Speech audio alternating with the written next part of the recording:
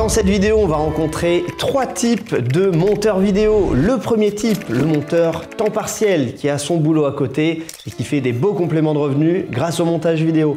Le deuxième type, le monteur plein temps. Attention, on ne parle pas de CDI, on parle de freelance, donc il a toujours la liberté de bosser quand il veut, de bosser où il veut, etc. Et le troisième type, le gérant d'agence. Et donc, ça va être extrêmement intéressant parce que là, il y a d'autres problématiques. Il va falloir recruter, il va falloir être très solide en marketing pour trouver tout le temps de nouveaux clients. Et dans cette vidéo, on va interviewer chacun de ces profils. Ça va être exceptionnel. Il y a notamment le monteur de Le Bouzeux qui monte pour d'autres créateurs connus qui sera dans cette vidéo. Donc c'est parti pour l'épisode 1. Si vous aimez, n'hésitez pas à mettre un petit like. On pourra faire un épisode 2. Ça pourrait être très sympa. Et on se retrouve directement avec Brian qui est justement monteur freelance à temps partiel. C'est parti. Et donc on est avec le premier profil, Brian, qui est du coup monteur à temps partiel. Ça va, Brian? Et ça va et toi? Ouais, ça va très bien. Alors du coup, toi, tu as un profil où tu bosses en contrat CDI, c'est ça? Avec ta famille? Si ouais, je me trompe c'est pas. ça. Enfin, je suis même pas en CDI, je suis associé gérant dans le bar du coup. Et donc, tu fais du montage à côté sur différents clients. Et t'aimerais remplacer cette activité peut-être Ouais, c'est ça. Jusque-là, je fais à peu près mi-temps de chaque. Mi-temps sur le bar et mi-temps sur le montage. Et ça fait 2 ans que je fais ça. Et là, l'idée, c'est de passer réellement à plein temps en full montage complètement. Ok. Ouais, et puis t'es avec, ouais, je l'ai dit, ta famille, donc ça va, c'est un peu plus simple si tu veux quitter peut-être ce milieu-là. Ouais, totalement. C'est beaucoup plus facile. Et alors là, quelles sont tes difficultés actuellement? Tu m'as dit que t'avais 2 clients, c'est ça? Ouais, c'est ça. J'ai un client que j'ai depuis 1 an et demi maintenant, pour qui je fais des shorts et on va bientôt commencer à faire des podcasts avec lui. Ce qui me fait à peu près, lui, ça me fait du 300, 350 par mois max. Peut-être plus après, on verra. Et j'ai un deuxième client qui lui doit me faire à peu près 200 par mois de chiffre d'affaires. Et lui, par contre, c'est de l'immobilier. Donc, c'est des vidéos où il tourne dans des logements immobiliers qu'il souhaite vendre. Et après, derrière, je fais un montage dessus. Ah, excellent. Et l'autre, c'est du marketing. En gros, c'est un closer. Ok, d'accord. Et c'est vrai que là, il faut que tu lui mettes des vidéos podcast. Tu vas pouvoir facturer 300-400 balles de plus par mois, quoi. Ouais, ça dépend. L'idée, c'est d'en faire 2 par mois. Et pour le moment, je compte price à 250 la vidéo. Et c'est podcast de 2 heures, à peu près. Ok. Donc ça devrait, c'est ça, 300-400 balles en plus par mois. Faut que tu t'y retrouves en horaire, mais ça a l'air bien. Ouais, surtout qu'après, une fois que tu as fait la première, en général, la première, c'est la plus dure. Et après, tu trouves la charte graphique, tout ça. Ouais, totalement. Mais la charte graphique a déjà été faite, vu qu'on se base sur celle qu'on a fait sur les shorts. En tout cas, on se base sur beaucoup de choses qu'on va faire sur les shorts pour récupérer sur la charte graphique. Ok. Et donc là, j'imagine la difficulté, c'est de coïncider les autres activités, parce que tu as aussi une autre activité à côté en plus. Tu gères des serveurs sur un jeu vidéo, si je me trompe pas. Ouais, totalement. Voilà. C'est ça. Est-ce que tu imagines que... Ouais, quand tu vas passer sur un seul projet, si tu te mets monteur plein temps, ce qui est ton but, est-ce que tu penses que tu seras plus clair d'esprit? Parce que c'est vrai que là, le cerveau, il jongle à droite à gauche. Et je suis mal placé, je suis sur plusieurs projets aussi, mais... Ouais, clairement, il y a ce problème-là, c'est l'orga. C'est, du coup, t'es toujours en train de juxtaposer à droite à gauche. S'il y a un problème au bar, je dois être là. S'il y a un problème sur les serveurs, je dois être là. Ouais, donc l'idée, c'est de passer full plein temps et d'arrêter les autres activités. Ouais. Ça va permettre de mieux juste s'organiser et développer encore plus la quantité de clients. Ouais, surtout qu'avec le montage, c'est vrai que tu peux avoir des vidéos en avance. Il faut aussi avoir ce travail de bien parler avec le client pour faire en sorte qu'il t'envoie les trucs à l'avance. Mais là, sur l'immobilier et sur un infopreneur, ça doit être bon. Les mecs doivent t'envoyer à l'avance. Ok. Ouais. L'immobilier, j'ai 1 mois pour faire les vidéos. Donc c'est 1 mois, oh, putain. Tranquille. Vraiment tranquille. Bien, et l'autre, un petit peu plus compliqué. Enfin, plus compliqué. En vrai, c'est juste, il m'envoie 1 semaine à l'avance et j'ai 1 semaine pour sortir 4 shorts. Ok. Vu que lui, il publie 3 shorts par semaine, parfois 4. Ok. D'accord. Ça dépend. Et donc tu me disais, en termes de revenus, ça te fait entre 600, 700, c'est ça? Un peu moins, un peu plus? Ouais, les bons mois, ça monte à 700 et les mois un petit peu plus légers, où ils ont besoin de faire moins de vidéos comme en décembre, on tombe dans les 400. Ouais, okay. C'est ça, entre 400 et 700, tout dépend les mois. Ok, ouais, donc sachant ça que te fait parfois j'ai aussi des missions ponctuelles, où c'est des clients one-shot qui passent à droite à gauche. Ouais, c'est vrai que c'est un peu moins bien, entre guillemets, mais après t'as plein de métiers où c'est aussi du one-shot. Si tu fais du site web, des affiches, ça va être que du one-shot. C'est vrai que le montage, c'est bien, tu vas pouvoir verrouiller un petit peu. Surtout là, avec les podcasts, ils vont voir que ça va cartonner. ça close bien quand tu fais des podcasts, des formats longs, par rapport au format short où ça scroll et les gens t'oublient un peu plus. Mais ce qui est marrant, c'est que sur les one-shot, les clients one-shot, c'est que c'est toujours les mêmes qui reviennent. Mais j'appelle ça quand même des one-shot parce que ils me demandent pas des vidéos régulièrement. C'est juste, ils viennent tous les 2 mois, ils disent bah, j'ai besoin de telle vidéo, tu me factures combien? Et en fait, à chaque fois, ils reviennent. Ouais, tu peux pas te dire j'arrête mon taf là, même si t'as, je sais pas, 1000 €, t'as fait 1000 € de plus ce mois-ci avec du one-shot, tu vas pas te dire j'arrête mon taf, il te faut quand même des clients sérieux. C'est ça. Ouais, c'est ça. Il faut absolument des clients réguliers, récurrents tous les mois. Obligatoirement.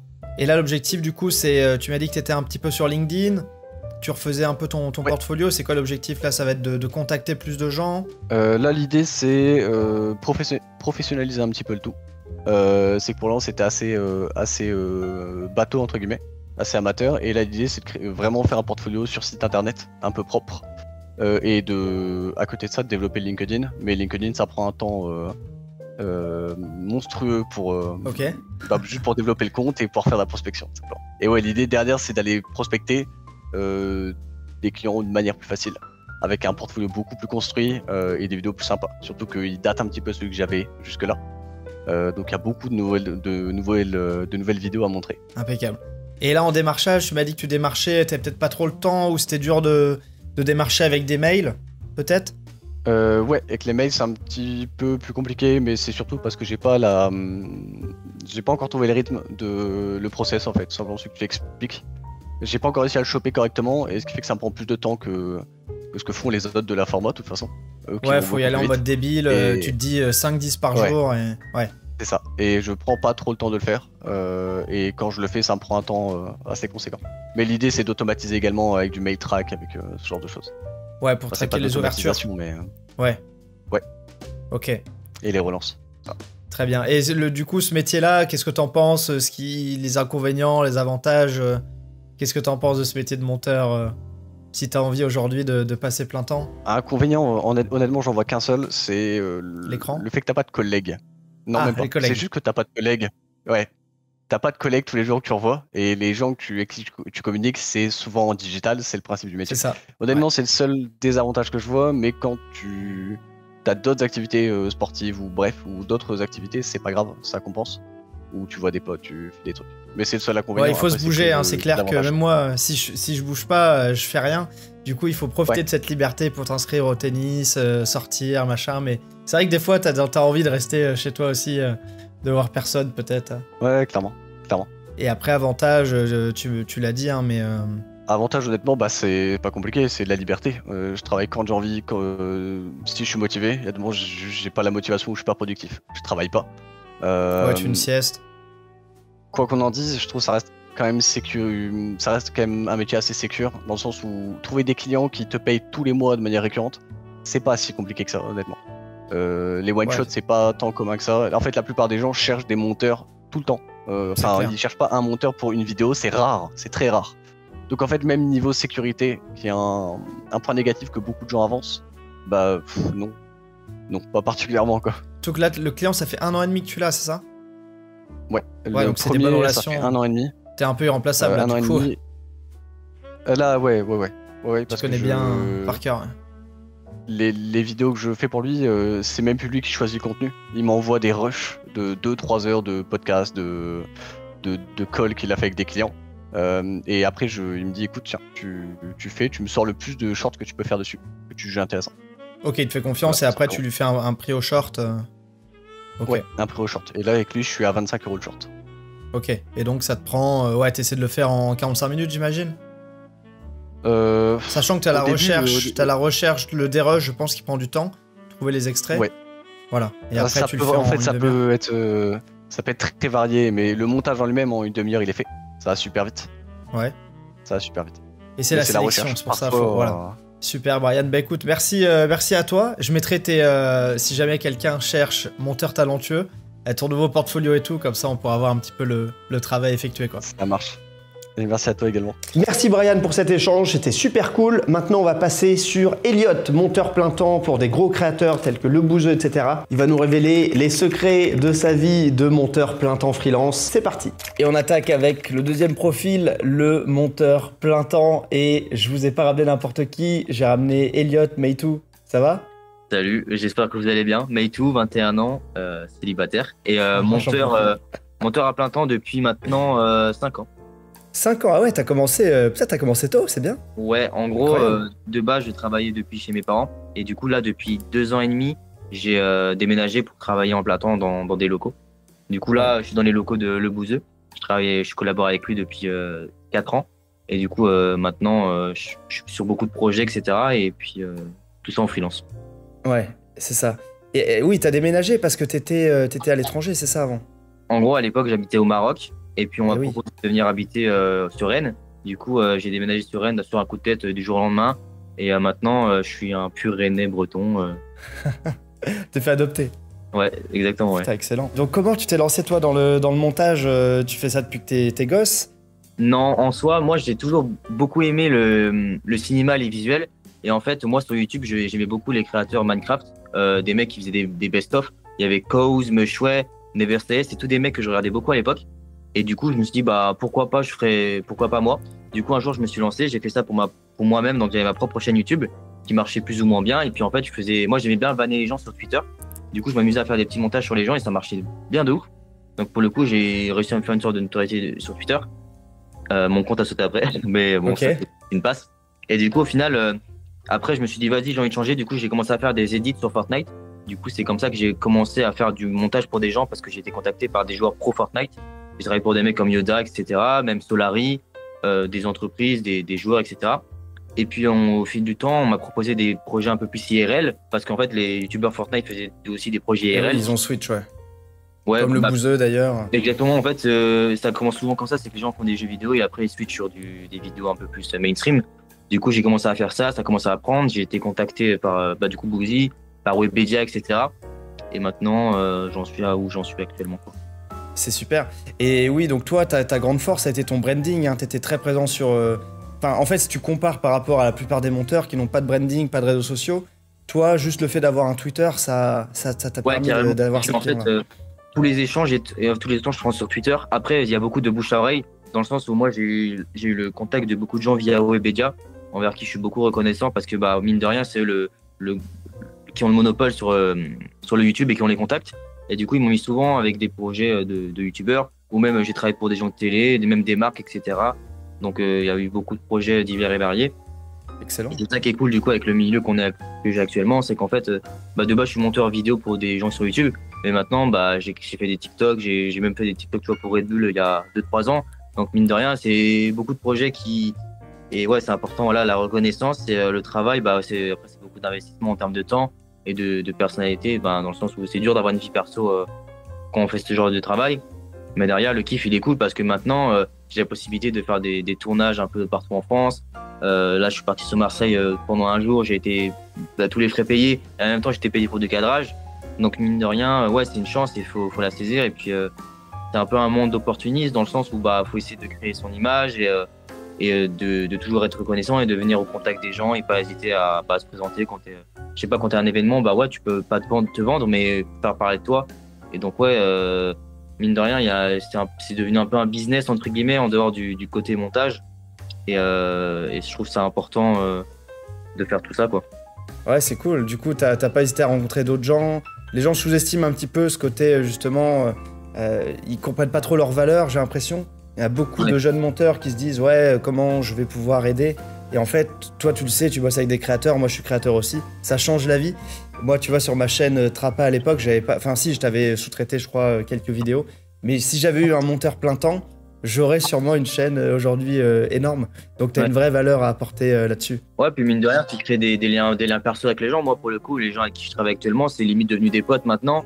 Et quand ils font des soirées ou autre, je peux être de temps en temps invité. Et puis, ouais, ça reste un travail. Donc, quand c'est du pro, on reste sur du pro. Mais quand c'est du plus personnel, on peut se faire kiffer. Moi, je sais que je vais à la salle de sport avec Boozy, alors que c'est un mec avec qui je travaille. Donc, ouais, c'est cool d'avoir un lien proche avec les gens, quoi. Ouais, et ça, c'est très important parce qu'il y a ta valeur, entre guillemets, de monteur, le fait que tu postes du bon contenu, mais tu vas avoir beaucoup d'échanges au quotidien avec ces personnes. Et ce qui fait que le fait juste d'être un mec cool, tu vois, c'est quelque chose qui aide beaucoup. Le fait d'avoir un bon feeling avec la personne, le fait de bien s'entendre, d'être pro également, mais tu as ce côté-là qui est très important. C'est pour ça que c'est bien d'être aussi sur les réseaux sociaux, montrer un petit peu ta vie, tout ça. Ce que je conseille aux jeunes monteurs qui regardent cette chaîne, c'est créer des petits profils sur Instagram, LinkedIn et tout. Créer du lien humain, parce que les gens après s'attachent à vous et ils font appel à vous pour ça aussi, quoi. Ouais, puis mine de rien, même moi, tu vois, je suis pas forcément l'exemple parfait, mais dans le sens où on m'a mis un petit peu en avant via le fait que je suis un monteur. De base, je suis juste un monteur, mais on m'a mis un petit peu en avant. Et mine de rien, maintenant, j'ai la chance de parfois me faire reconnaître dans la rue, ou encore, je sais pas, quelqu'un m'a vu sur YouTube une fois, il m'a dit ah putain, je t'ai vu. Et du coup, il y a aussi le côté où t'es pas juste un monteur, tu peux être quelqu'un de plus qu'un monteur. Et les gens ont de plus en plus la reconnaissance de ça. Par exemple, Manas, tu vois, qui est très bon dans ça, qui est un monteur-cadreur qui est très fort dans ce qu'il fait, et qui pour le coup a une image et c'est une vraie personnalité dans le sens où il a son humour, etc. Et les gens l'aiment bien aussi pour ça. Donc en fait, faut pas partir du principe que parce que t'es staff ou que t'es post-production, que en fait t'as pas de main à mettre dans le panier. Et après chacun ses ambitions. Moi pour le coup, c'est pas quelque chose qui me tente plus que ça actuellement. Mais c'est toujours cool, parfois de se faire connaître ou alors d'être invité sur certains événements. Et du coup, mine de rien, maintenant les créateurs, ça devient tous un petit peu mes potes. Du coup, forcément, dès que je vais quelque part, il y a toujours 2-3 personnes que je connais. Et ouais, c'est quand même, c'est trop cool. Et puis, il faut. Connaissant, et là, je kiffe, tu vois. Là, c'est que du kiff. Donc, l'important, c'est vraiment là, je veux bosser de fou. Je vais être entrepreneur dans ma vie et j'ai envie que tout se passe bien et que les projets que j'entreprends avec mes clients, ça aboutisse sur du positif, quoi. Ouais, satisfaire les clients, toujours très important. Et j'ai eu pareil que toi, tu vois, j'étais monteur pour YoViral, c'est un genre de poker. Et moi, il m'a amené aussi sur ses tournages. Enfin, je produisais ses vlogs et donc c'était à Las Vegas. J'ai vécu 3 mois à Las Vegas, tu vois, à Los Angeles, à Chypre. Donc t'as un vrai lien qui se construit après et ça part d'un montage de best-of de live, tu vois. Ouais. C'est ça qui est fou, c'est que la relation se construit petit à petit. Ouais, c'est ça, ouais. Et toi, t'es cadreur aussi, hein, c'est ça? Alors, je me considère pas forcément comme cadreur, mais vu que j'ai, grâce à mon montage, la fiabilité des gens, là, tu vois, pour le coup, pour donner un exemple, j'ai été contacté pour partir en Thaïlande 20 jours, tout frais payé, avec un montant budget. Mais pour le coup, j'ai refusé parce que c'est trop compliqué et 20 jours, c'est trop long. Ouais. Mais mine de rien, en fait... les opportunités arrivent, quoi. C'est que les opportunités, elles viennent un peu à gauche, à droite comme ça, et c'est beaucoup de bouche à oreille, c'est via un ami à moi. Donc ouais, c'est cool. Et puis après, cadrage, non, en soi, c'est pas mon métier parce que j'en fais pas de ma vie, mais je sais que je peux être une bonne main d'œuvre et que je peux dépanner et que j'ai un peu la vision de l'image qui est correcte parce que j'ai beaucoup monté de vidéos, quoi. Tes projets, du coup, comment tu te vois dans le futur? C'est vrai que tu bosses, c'est bien parce que tu bosses quand même avec un gros client, entre guillemets, régulier depuis 4 ans, qui est le Bouzeux, et après, tu as d'autres clients à droite à gauche.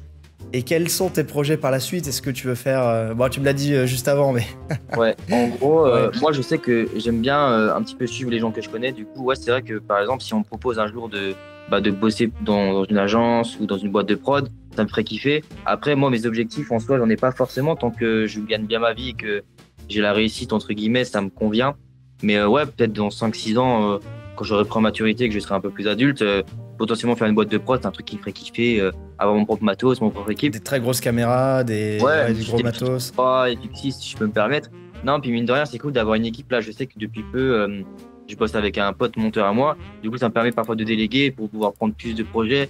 Et comme tout travail, avoir une compensation financière en plus. Et puis, je travaille aussi avec un graphiste qui s'appelle Erco, qui est très fort dans ce qu'il fait. Du coup, ouais, c'est cool d'avoir... T'as tous les contacts déjà, ouais. Ouais, c'est ça. Du coup, ouais, c'est un travail d'équipe. Tout se fait pas tout seul, tu vois. Donc mine de rien, c'est important, voilà, de se créer une équipe, d'avoir des bons liens avec tout le monde, de pas être dans les problèmes, etc. Parce que j'ai bien compris, moi, j'ai déjà eu des problèmes avec des créateurs. Et pour le coup, c'est quelque chose qui va juste ruiner et qui sert à rien. Donc, c'est important, voilà, d'avoir des bases saines, d'être vraiment reconnaissant et juste d'être bosseur et d'avoir la grinta, comme on dit en Espagne, quoi. Donc, ouais, exact. Super, Elliot. Et ouais, toi, juste t'es spécialiste mainstream, hein, c'est ça? Tu fais plus du... En toi, je fais un peu de tout. En gros, je peux faire du best-of, je peux faire des TikTok, comme je peux faire des vidéos un peu plus réalisées, ou alors des vidéos un peu plus comme Théodore à l'époque, j'avais travaillé pour lui, tu vois.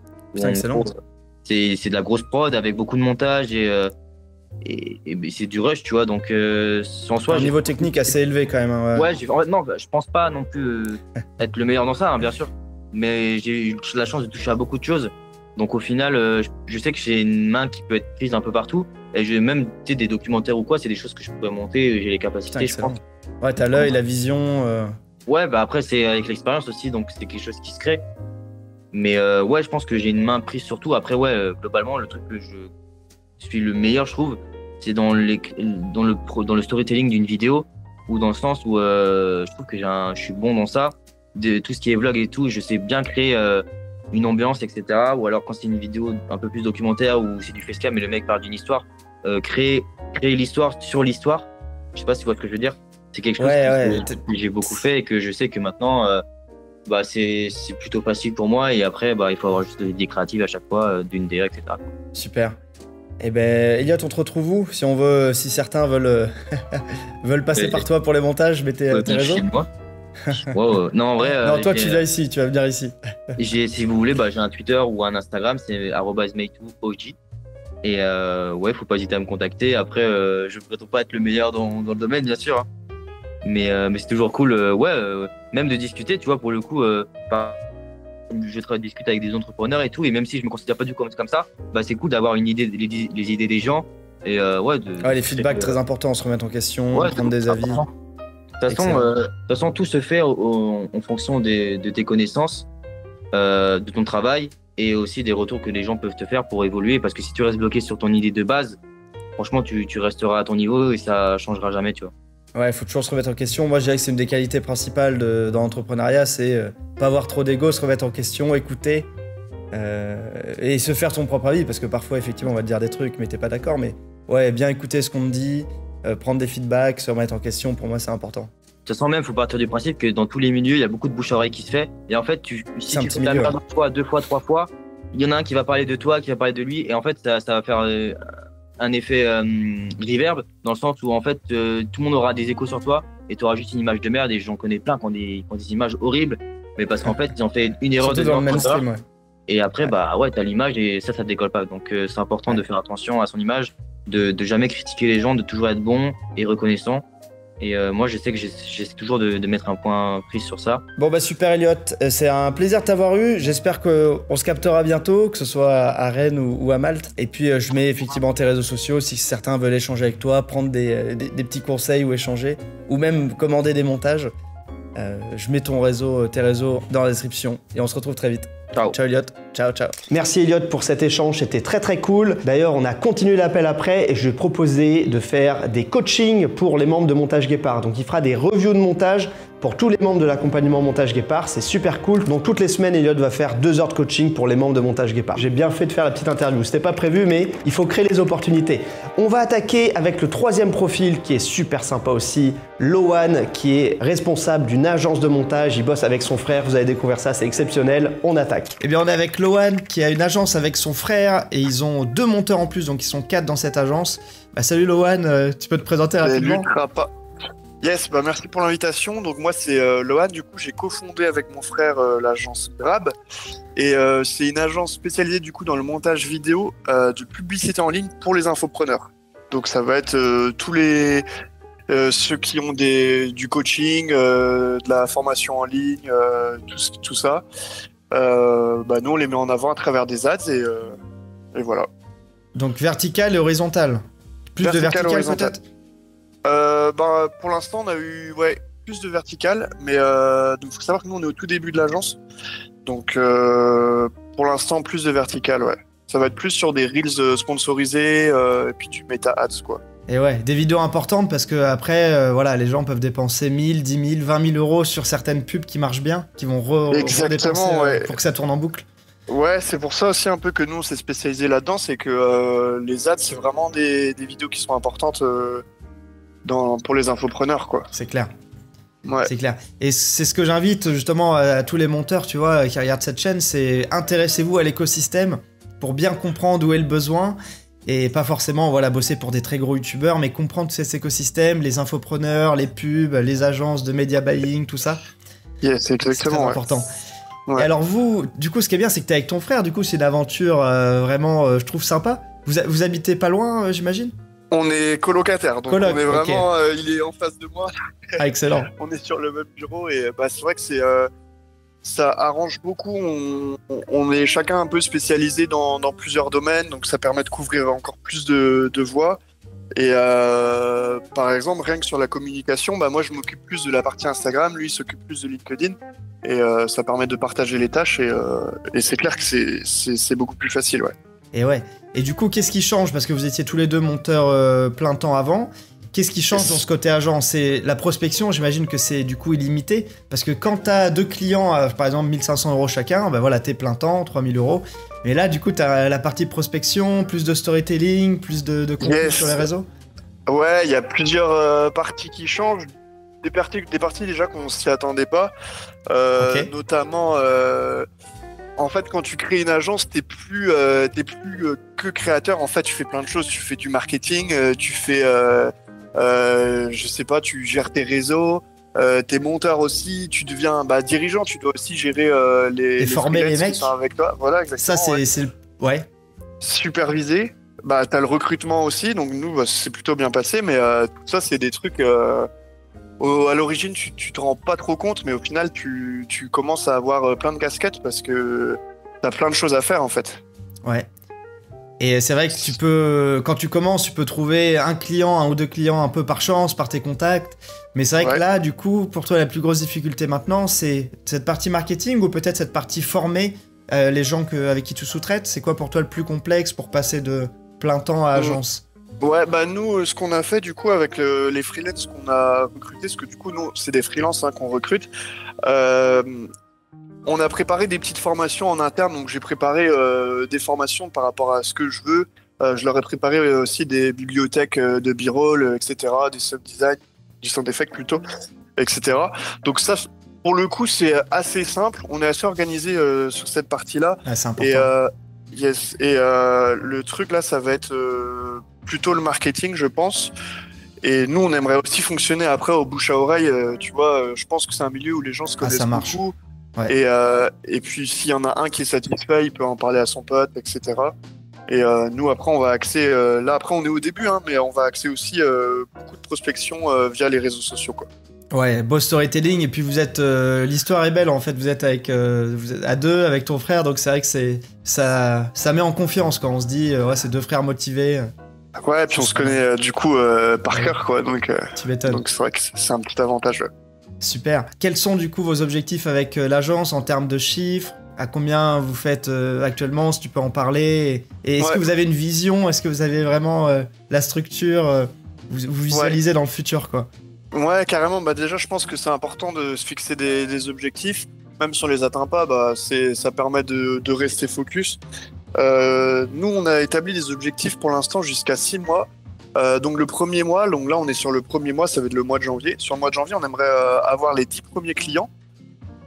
Ensuite, sur le deuxième mois, on aimerait faire 20 ventes. Le troisième mois, 30 ventes. Et au sixième mois, on aimerait...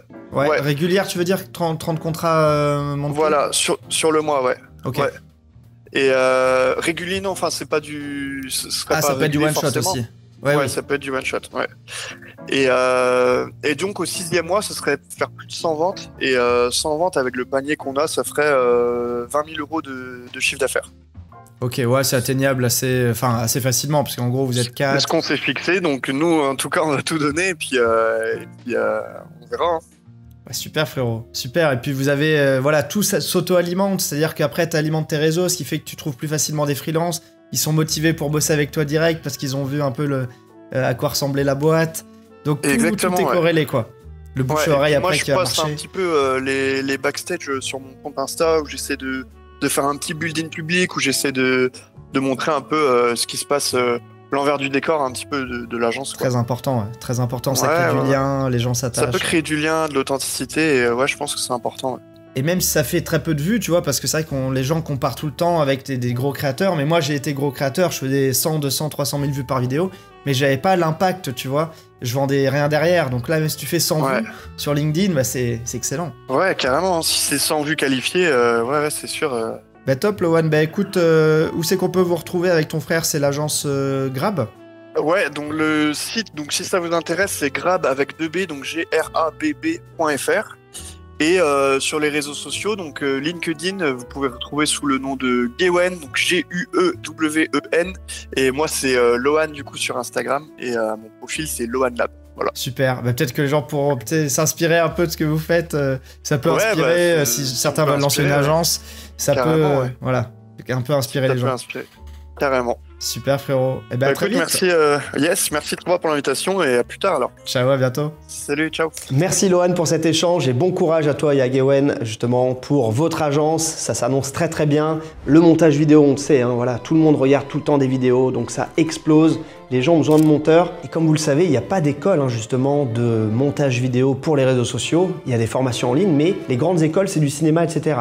Donc c'est vraiment le moment de se lancer en montage vidéo. Si vous voulez en apprendre plus, j'ai mis à jour les bonus. J'avais des bonus qui dataient de 2 ans. Là, j'ai mis à jour le bonus. C'est un bonus qui va vous apprendre le marketing, qui va vous parler des compétences à maîtriser, qui vont faire de vous un monteur qui va savoir se vendre. Et ça, c'est super important. Rappelez-vous, un bon marketeur n'est jamais pauvre. Donc ça se passe en description, c'est totalement gratuit. Ça le fait, le marketeur n'est jamais pauvre. Le marketing, c'est vraiment la compétence à avoir. Donc retrouvez du contenu qui est totalement gratuit. Je vous mets ça juste en bas et je vous dis à la prochaine sur Montage Guépard. Ciao!